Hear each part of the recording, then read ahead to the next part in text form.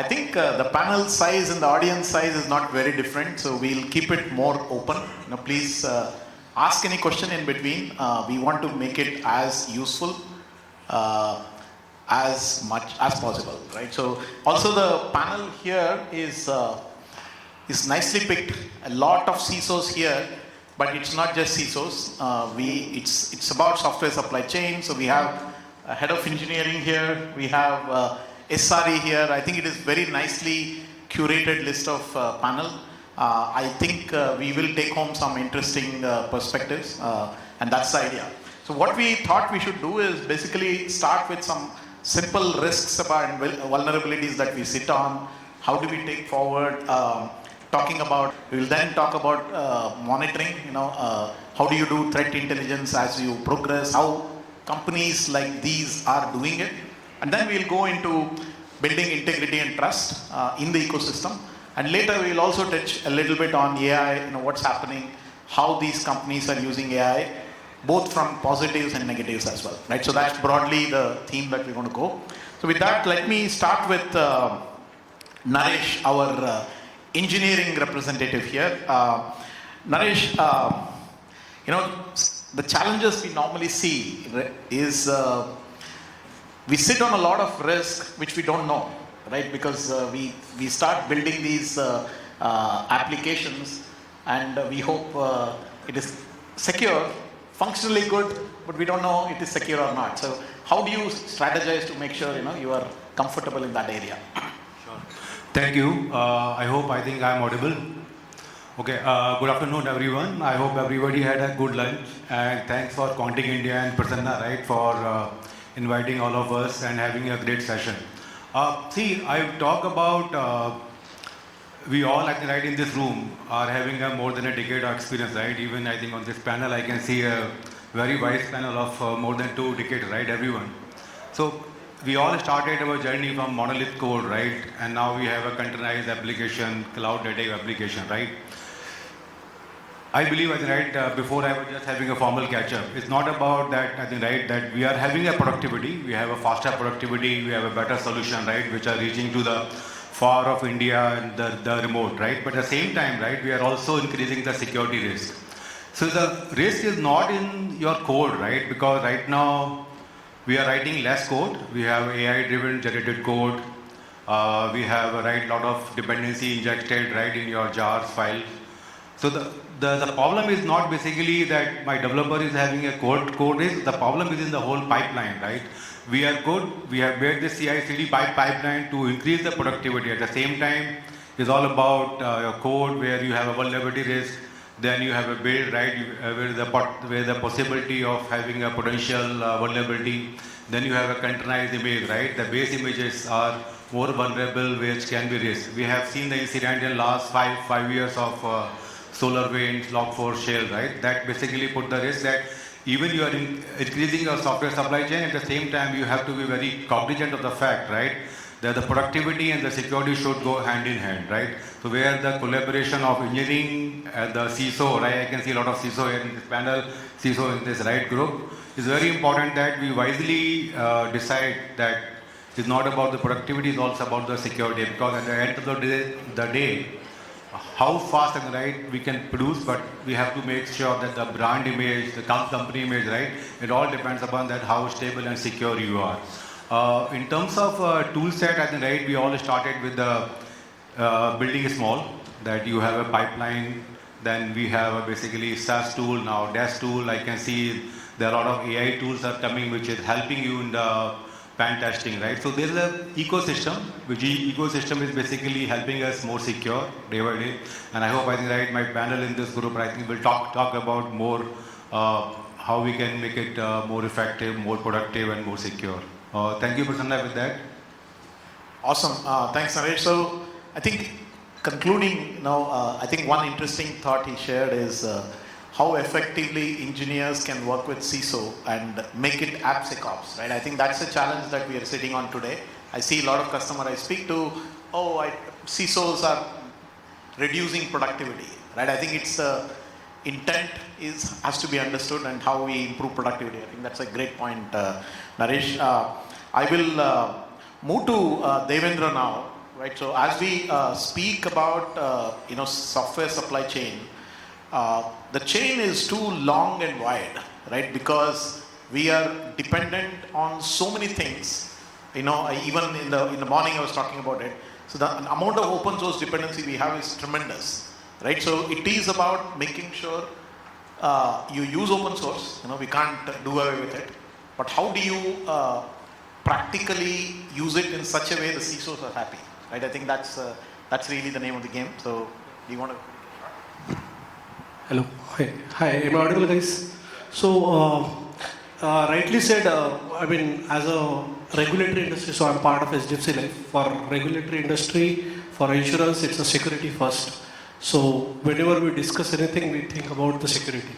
How can we make it more secure? How can we make it more risk-free software? So, basically, to achieve that, because when there's a part of digital transformation, where you are moving your legacy system to the most advanced architecture. Okay, you think about how easily and how efficiently you are taking your code from your local machine to your server. Okay, now the servers are not traditional servers, some are containerized application, most of them are GKE, EKS and all those stuff. Okay, some of them on ECS, container services. Now, whatever code is going, whatever software, third-party softwares are going, maybe those are having some issues. Now, as a part of CI/CD pipeline, when you deploy things, those has to be get more secure and more efficiently to the system.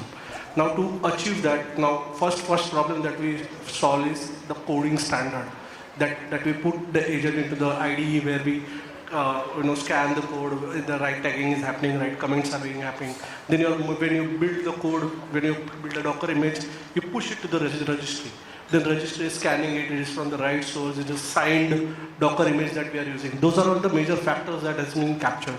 Then when you are writing code, it's written in the proper manner. Secrets are kept into vault or something like that. Those all things are being captured and shown. So to achieve that, right now we are using for Docker security. Currently we have is checking Twistlog is a Prisma product, and then we have for code security we use checkmarks. For SCA we have Collis, and all those things that we are doing as a part of CI/CD pipeline. Also now these things are happening, but where is it visible? Now to get it visibility, when you have to put those artifacts on your obsolete system, where you get the security posture of your cloud system as well as your code, where your system is going, how your cloud account is going. So those all things matter when it comes to transforming your system. Okay.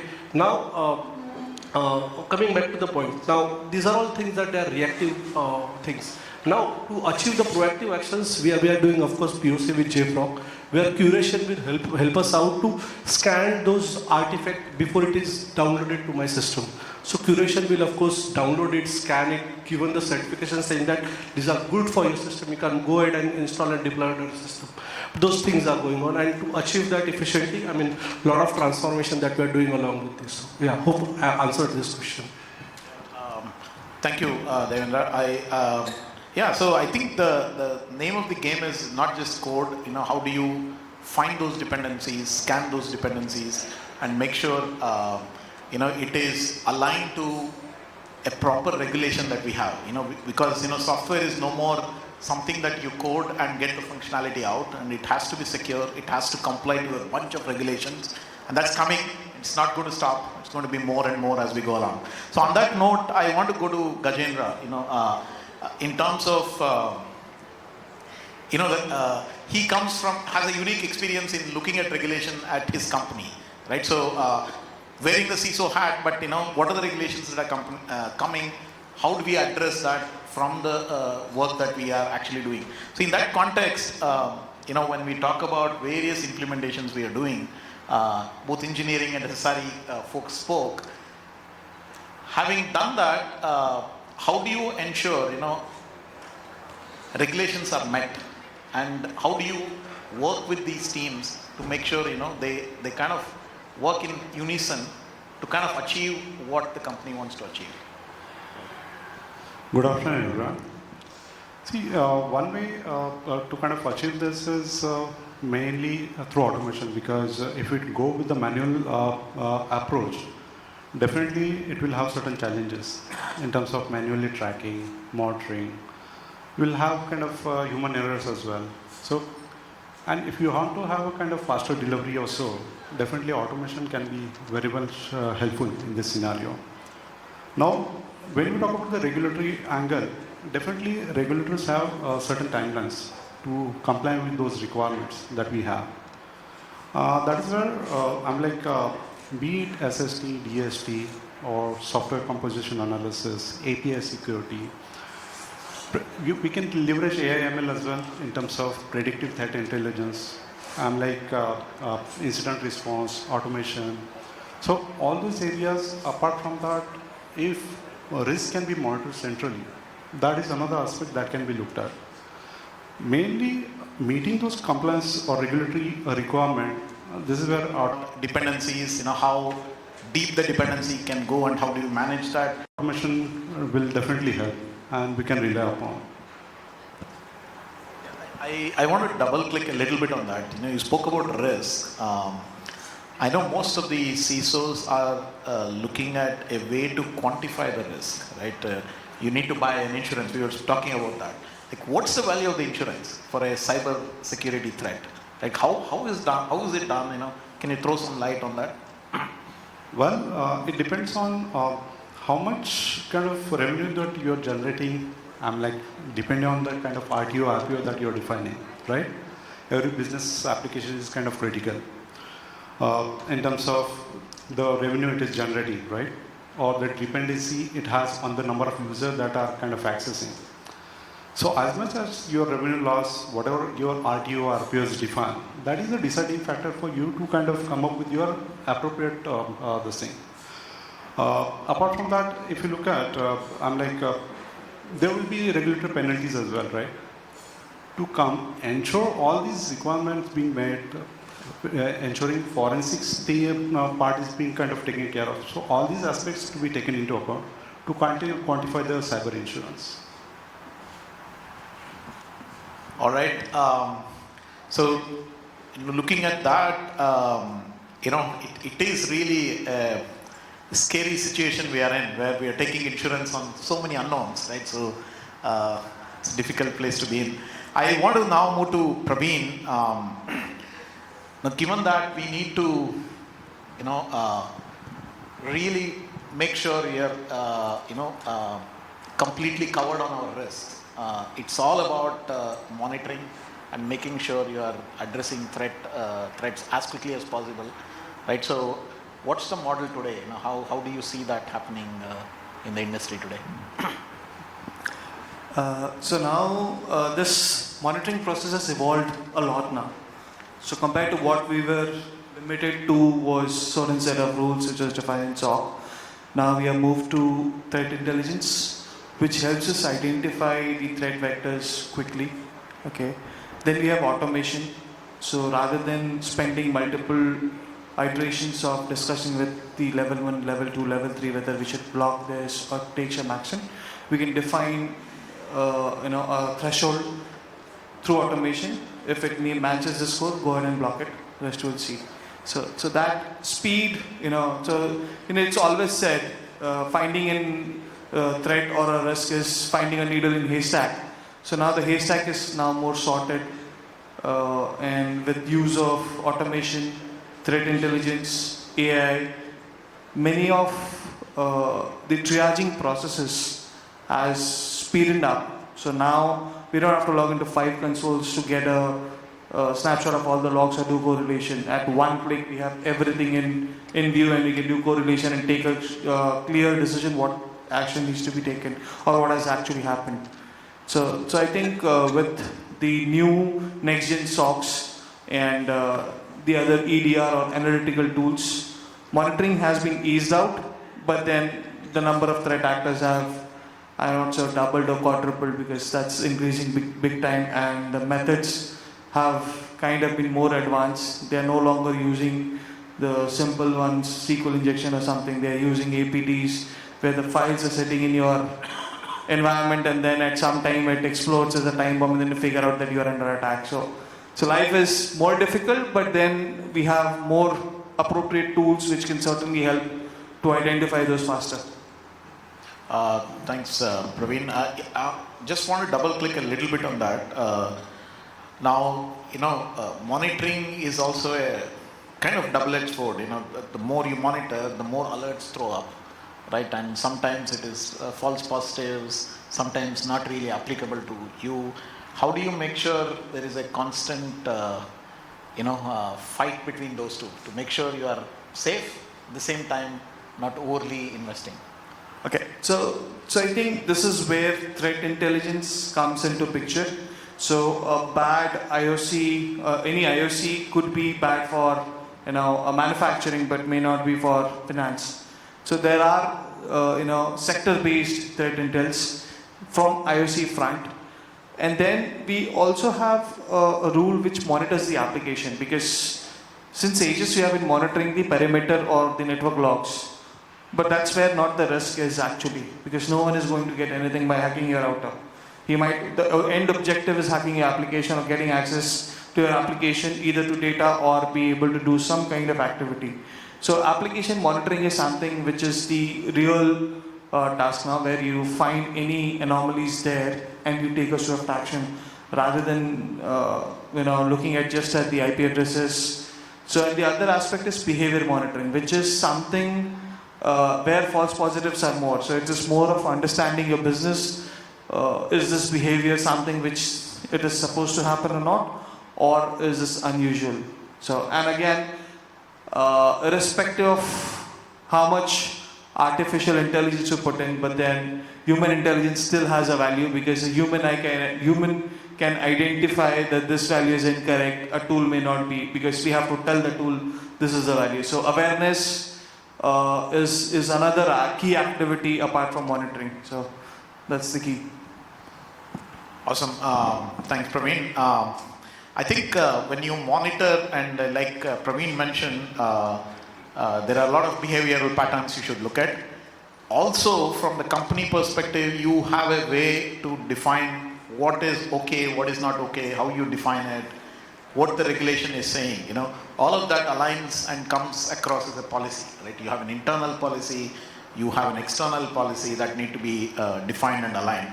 Anup, back to you. How do you see policies in supply chain, software supply chain being adopted, built? How does it evolve, as you see? Yeah, I think I would say it's evolving in India, especially in most of the policies. In fact, regulatory attributes are attached to many of the software vendors. The way policies are flowing from the regulators to the banks and to the last mile. I think those are really creating a lot of awareness. Also, budgets are getting sanctioned. Accordingly, things are happening. From our retail perspective, we have really less attributes from the regulatory standpoint. Okay, but what happens is that just don't look at. I don't see policies as one of the. Obviously, it is a push, which is great to have budgets and all. But rather, there are a lot of frameworks which are already available across the globe. Just sometime back, I was discussing that, for example, in DPDPA, although the guidelines are not come in, we can certainly refer to the father of the privacy framework like GDPR, right? So certainly those frameworks are readily available, which you can certainly look at it and implement those. Don't wait for the policies to implement. Obviously, certain set where there's an impact to the business, a major change that could invoke, or major security risk is there. There you would have to look at for the policy guidance whether it is really necessary, and accordingly you take a decision to move ahead. As far as the internal policies are concerned, right? So when you talk about application DevSecOps, obviously the core of the application is that you have to secure the source code, right? Ultimately. So that's the nucleus where you need to look at how exactly you can secure it. So when it comes to DevSecOps, all the factors rightly mentioned by the distinguished panelists here in the conversation, that from the vulnerability scanning perspective, or from the threat intel perspective, or maybe it is infrastructure as a code perspective. Those all aspects have to be looked at. For example, if I have certain policies in my CNAP, which is looking at my cloud security, to ensure that my GitLab integration is perfect, look at API security keys are not there, Is there any infrastructure unauthorized access that is possible? Okay. Also from an app security perspective, whether my coding has appropriate filters available. For example, whatever code that is third-party components or libraries that my coder is downloading, whether I have appropriate filters to eliminate all the noise or maybe malicious code or vulnerabilities that exist in that code. Okay. If that filtered output is given to the coder, I think he can much focus on the business problems rather than looking at the vulnerabilities, which is not his cup of tea. Okay. To a large extent, I think if those, I would say, guardrails are pushed in the internal stack, technology stack, it will certainly simplify the process. Awesome, Anup. So what you are saying is create the internal structure and implementation such that it can help tomorrow on the regulatory levels, right? So that be proactive, build these policies, etc. One question that comes though is, policies are here to change, right? So today this is what you're seeing, tomorrow it's going to be something else.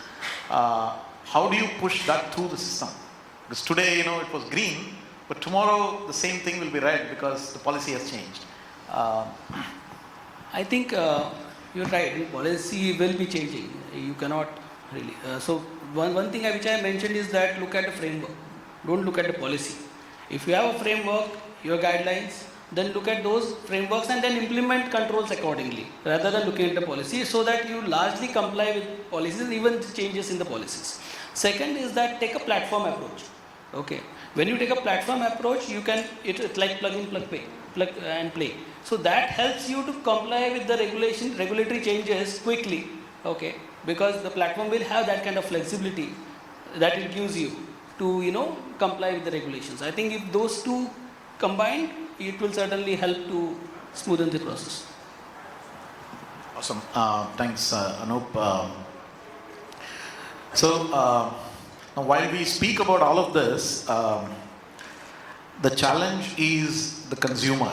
When you deliver software to a customer, right? The key challenge is how much they can trust and build on the integrity that you are delivering, right? I think that's a concern in this whole industry, of late, because of how we are changing. So in that context, and that is, enormously multiplied because of the distributed systems that we have. What was working here may not work somewhere else, and multi-cloud environment, what works in AWS may not work in GCP, because the components that are used in these are very different, right? So in this complex distributed multi-cloud environment, how do we build integrity and trust? Question to Sumit. Yeah, so thanks Prasanna ji for giving this opportunity to speak about this. See, there are a lot of security measures we can basically take. First, you build the program, or you have the source code ready. Okay, you are putting your source code on GitHub. Your application is hosted on AWS, and the lot of split are there. So the application is hosted on AWS. Your code is there at GitHub. But your user is there on-premise, they are sitting and utilizing those applications. So how to ensure that whatever code you have built up, whatever your code, developers have access to GitHub, so they might have access to their own GitHub account, they might have access to their, whatever the policy is permitting. So you need to ensure your code is secure. So like CASP kind of solution we can incorporate, which can basically detect all the traffic which is going between the clouds. So whatever traffic on-premise to cloud, you are reaching to the cloud, that your DLP will be able to control it. But within cloud to cloud, if you are doing some forwarding to the code, so that is the important thing wherein we should put the security. So CASB is the one solution which can provide that. Apart from that, from a developer's perspective, within the different cloud, you can say SDLC process is there. So we should ensure that all the processes has to be very much followed with all the developers. We need to enable them, educate them, follow certain guidelines like OS top 10 vulnerabilities are there, SANS 25 is there. Whatever we are following as an organization, all the developers should be making aware of the same. All those good practices are there which anyone can follow for mitigating the risk. Yeah. Thanks, Sumit. One question that comes to my mind though is when like you said, it's about monitoring these distributed environment and making sure any suspicious traffic is not happening between cloud, between on-prem to cloud. There are various network traffic that is going. But what I've seen practically is, when you build WAF kind of a solution which finds it and stops it, but all of a sudden functionality starts breaking because developer did not think about it, the data is moving, now you are, the functionality stops. So how do you kind of draw a line and make sure it is alerting, asking developer to fix so that you don't break a contract with the customer? So contract with the customer means a developer will have to basically educate them. Okay, so that is a very important thing. Awareness is very much important. So and mandatory cyber security awareness program we need to conduct for all the developers basically, because developers are the one who is having more elevated privilege with respect to the normal users, because they might have a lot of codes and program running on their laptop, desktop. So those are the very vulnerable landscape for us. So awareness is very much important, and all data related security measures we have to put in place. DLP, CASB, what I said, that is very much important. Yeah. So yeah, rightly said. So basically, it's the similar problem that we found in our system as well. Like we are multi-cloud, we are hosted on AWS, GCP, Azure, and all. So so it is about how your traffic it's coming in and going out. So when it's coming in, it is coming through WAF, IPS, IDS. It is rightly filtered, and then it's coming to your system. So that all the traffic which is coming, it is required traffic, not something who's trying to play around it. Okay, and when it is going out, it has to get. The selected URL should go out, which are complied, whitelisted only as per the RBI guideline and the InfoSec guidelines. So those all things matters. And when the last question that you ask, how we will enable developers. So to avoid that, we have a right sandbox. The sandboxing has to be done properly. Where your sandbox has a similar environment, your report have a similar environment, you can test those scenarios where it was rightly captured and secured and then implemented. So those all things matter. And as per the multi-cloud security, the biggest problem that we have that we ignore the IAM policies. IAM user, the policies, the RBACs, the service accounts, and the rules that we assign. We don't audit those security groups and all those things, and then the challenges happen. So to avoid that, what we did, we routed all our multi-cloud traffic through our data center. So whenever it is going out our data center firewall, it is filtered and then going out. So all the security group has its own way of, the standard that they follow to have open ports to the certain IP ranges, and it should not go out. So when something get compromised, they will not able to take it out without our permission. So those are things that matters when you plan the system. So similarly, having right observability, like if you have a CloudTrail logs and all those audit logs, the access logs, when you aggregate those and put it rightly on the SIEM or any observability tool, you get the right insight what exactly happening in your system. So those are things which are very important when it comes to have a secure system which has all the parameters are ticked. So thanks. Awesome, Devendra. I think the summary of his answer is we have to break the wall between CISOs, SREs and developer, so that what CISO is thinking, you spoke about sandbox. How will the sandbox look from a regulatory perspective? What is allowed, what is not allowed, to be tested like production, so that you are close to what you need to achieve and there is no unexpected behavior you see in production. I think that is something that we will continue to see as more and more regulation come and hit us. Now I want to move to a section where, this is the elephant in the room. We are talking about AI. AI is here. AI has to be used, but we still not cross the hump of, what do I do with this new animal that is there, right, in the zoo? So from that perspective, I want to come to Navin. Navin, how do you see AI as a new technology booster, right? Is it helping? How much it is helping? Does it make sense? Any thoughts on that? Sure. Good afternoon, everyone. So, at least 1 year back, all of us were talking about generally AI agents, right? Now, today, if you listen to any AI specific discussion, you will hear about agentic AI, right? Primarily, AI agents are purpose-built. It's defined, built for a particular purpose, while agentic AI more towards a kind of autonomous AI capability, right? So any security tools or DevOps tools you take today that's available in the market generally comes with some kind of AI capabilities, right? Primarily using AI agents to search through large database and identify vulnerabilities or reduce false positives, right? And then come up with advanced predictive threat detections and analytics capabilities, which are built into those features, those particular product as features, and then is available.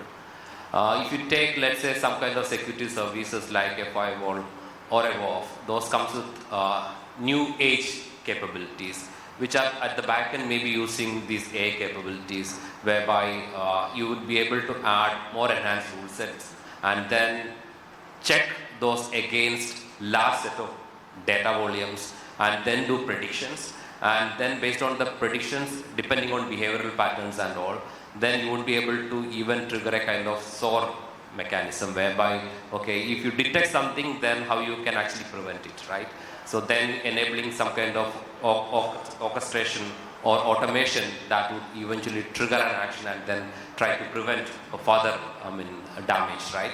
So AI is almost everywhere, and almost all the security service providers are leveraging it. But when it comes to an organization like a product company like us, right? I'm coming from CredAble, more of a fintech, building products for supply chain finance segment. So we are not building a product as such, but whichever product we are building, we are trying to leverage AI capabilities to boost our productivity, or to build smaller capabilities, AI-based capabilities in the product which can be consumed by users, or create internal toolings that would help improve our overall governance, right? So few of the tools we generally use are, let's say, copilots to improve the efficiency and productivity while team is developing the code. We have observed that the productivity improves when we use these kind of tools. But one of the observations generally when we use these kind of tools for enterprise product development is not everybody can use a copilot, because you need to have that technical development skill set to identify which one is the right code that needs to be used in your application, right? Because these tools will give you different patterns of codes, and you should be a master to identify, okay, this is the right pattern, this is more secure kind of code, or which this is a particular code that's more for the particular feature I'm going to build, right? If you don't have that skill set, then these tools are like giving you multiple options and you pick and choose something which may be secure or not, right? So one of the general observation is that, okay, you need to be a little bit experienced developer to use these kind of tools. But if you are at that level and you use these particular tools, then your productivity will drastically improve. We have seen that close to 40 to 50% productivity improvement when it's used by senior engineers to, let's say, VP engineering. While the newcomers are facing challenges, at least even if they select some kind of code, then when it goes for some kind of review by VP engineering, they detect a lot of findings there, right? That's one. The second is whenever you offer, let's say, a product to customers, generally one of the features you may want to build is chatbot or help section capabilities. We are currently evaluating LLMs to build such a kind of capability. It's in the evaluation phase to build primarily a data-driven search capability integrated into our products, which can be used by our customers to find certain information. If they want advanced information, querying, or customer support related information, then they can use that particular capability. The third, which we currently leveraging, is to build an internal GRC tool by onboarding an LLM. So installing that LLM on our infrastructure so that security is being taken care of. And on top of that, training that LLM with a data set that's specific to our organization. And then using it as a search capability so that any assessment, RFPs that generally comes to our team can be offloaded to a business team. It shouldn't always come to the technical team or a security team. So that way efficiency can be brought in, right? And the other aspect related to AI is primarily you mentioned about, you asked a question around return on investment, right? I mean, one thing personally on my interest towards AI, what I'm doing is I'm guiding a new startup where we are building a kind of CISO platform, right? To get data metrics from a lot of security tools. If you look at an average organization, generally 20 to 30 different tools, technical security tools are used, and you will have different dashboards to view your security posture, right? So we are trying to build a unified security platform which comes as a wrapper on top of all these tools to get metrics and data, dashboarding, called as a CISO platform. So single platform where CISO goes, you get to know your security posture, your vulnerabilities, your gaps, then your risk can even be managed, your technical risk can be translated into business risk, how you present it to your board, and eventually it also will give you visibility onto return on investment. If you invest, okay, these are your security, this is your security posture, maybe 80%, the missing 20% can be mitigated by, let's say, these kind of tools. The cost for these tools would be X. If you onboard these tools with X, Y would be your return on investment, right? That's the kind of vision. So these are currently being envisioned through agentic AI. It's a kind of project we are working on. But if you look at any organization which is product or service organization, AI is everywhere, right? Today or tomorrow you are going to adopt it. It's going to bring in a lot of value. At the same time, like we are using AI, the attackers, hackers are also trying, right? They are always one step ahead. So you see a lot of threat actors actually with a lot of attacks coming across the globe with agentic or AI-specific kind of threat vectors, right? So that's increasing. So whoever is the good guys should actually love the socks and then work towards creating more secure platform which are AI-driven, which can actually defend these kind of attacks by attackers who are leveraging AI at the back end, right? It's going to be a kind of fight between the good and the bad. Ultimately, whoever is the strongest will win this race. That's my take on it. Very, very, very consolidated answer, Navin. Couple of things comes to my mind. One is, you spoke about Copilot, and I think you said it right. It's not about AI being used to onboard, right? Especially to write code, because you are building code on top of something that you already have. There's a lot of context to the code. There's reason why it is written the way it is written, right? So the more context you can give to AI, that's when it be more productive, and that's where senior developers are able to leverage the value, right? And it also comes, Navin, in terms of PR reviews, generating test cases. Even generating test cases, it actually generates bad test cases, right? If you don't give any context to it, it generates something which you don't want to use as test cases, right? So it's all about how you use AI effectively to give it enough context with the data that you have so that you can actually leverage. So I think we are basically shifting the skill from writing code to giving context, right? So I think that's where most of the developers will start moving towards as well. With that, I come to Nagesh. Now, we had some interesting conversation on NSDL. While you have this new technology which is very useful, it is a double-edged sword, right? Using AI doesn't mean it's going to solve world's hunger. It is going to be scary because you are now entering into a probabilistic model. Software was predictive. Now probably it will work or probably it won't work, right? And on top of it, there are some risk around whether you can make sure you can productionize. One of the analysts was talking 85% of the models don't see the light of the day, right? And that's the number that is. Like a lot of guys are trying, but they're a little scared about pushing that to production. But I have my friend in Nagesh from NSDL, which is one of the regulated companies in the world. using AI as a challenge. I think kudos to the CISO in him to actually approve that. So I want to hear your thoughts on how are you managing risk while adopting AI?